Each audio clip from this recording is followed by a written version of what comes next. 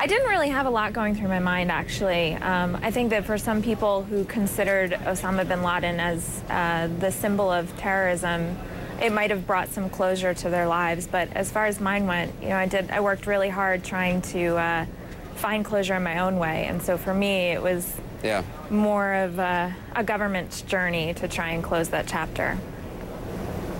Erin, I just want to alert our viewers. Let's just watch now as the president greets members of the fire department, from the Port Authority, also from the New York City Police Department. Joined now by Wolf Blitzer as well, and John King. As we watch this, we'll the president will also be laying that wreath. Let's listen in.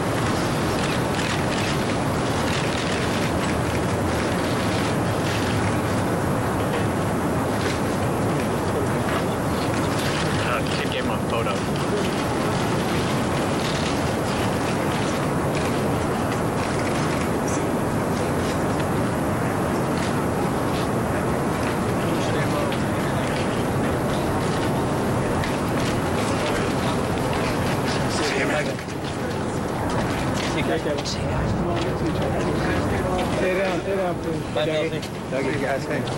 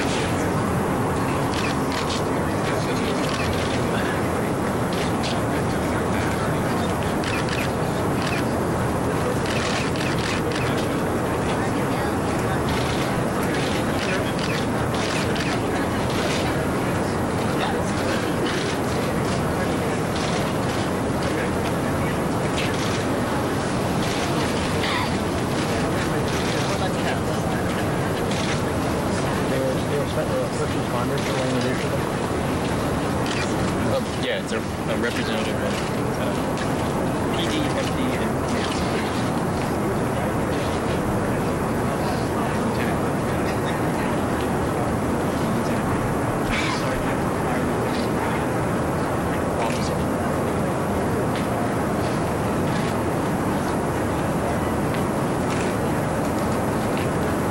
he's got a white hat, one hat on his sleeve. Like hat, hat.